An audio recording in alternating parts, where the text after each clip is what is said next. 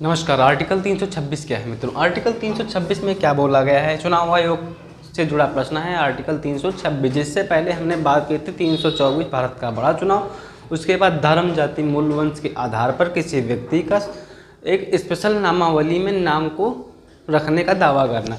तो ये सब हम पढ़ा चुके हैं। अभी आर्टिकल 326 है, इसके बारे में क्या कहा गया है? और लोकसभा राज्यों की विधानसभा के लिए निर्वाचनों का वयस्क मताधिकार के आधार पर होना। इसका मतलब ये है कि कोई व्यक्ति है, उस व्यक्ति का नामावली में नाम नहीं है या फिर किस किस आधार पर नाम को जोड़ा जा सकता है, संसद लॉ कैसे बना सकती है, इसके बारे में बताया गया। देखो यहाँ पर केंद्र या राज्य सरकार, कौन कौन? केंद्र या राज्य सरकार बता सकती है कि कोई व्यक्ति है, केंद्र या राज्य सरकार बता सकती है जैसे कोई व्यक्ति ए है ना, वो किस उम्र से लगा के, मतलब कौन सी तिथि में वो जन्मा था। जो व्यक्ति 2000 से जन्मे हैं और 18 साल के हो गए हैं, वह व्यक्ति मतदान कर सकता है।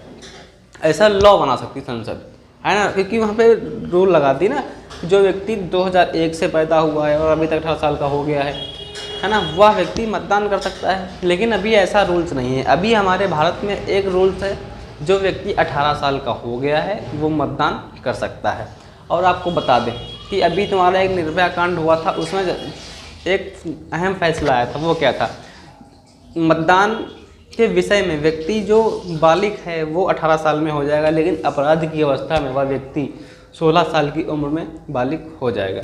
ऐसा सुप्रीम कोर्ट ने आदेश दिया था। तो वहाँ से हट के यहाँ पे ध्यान देते हैं तो 18 वर्ष का होगा, है ना, क्योंकि संसद लॉ बना के बता सकती है कि कोई व्यक्ति कब से कब 18 वर्ष का होगा और तब मतदान की सूची में नाम आएगा।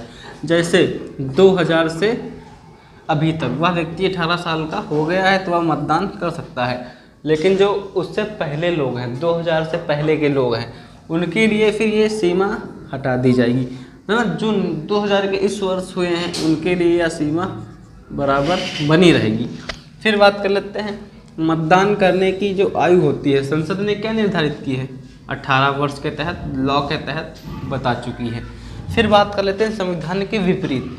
अब कुछ व्यक्ति ऐसे होते हैं जिनका मतदाता सूची में नाम नहीं होता है, क्योंकि आचार संहिता आती ही उनको पहले ही धर लिया जाता है, क्योंकि ये criminal act, major criminal act लगा हुआ है इस पर। तो आपको पता है जब आचार संहिता लागू होती है, लोगों की राइफल, बंदूकें, है ना, एक्स्ट्रा वाहन और जो नामी गुंडे होते हैं उनको पहले ही गिरफ्तार कर लिया जाता है। चुनाव आयोग गिरफ्तार कराता है, जिससे वह पब्लिक में कोई दंगा फसाद ना भड़का सके, है ना, चुनाव आने में कोई दिक्कत ना हो। इसीलिए चुनाव आयोग जो है ना पहले ही इन सबको उठा लेता है।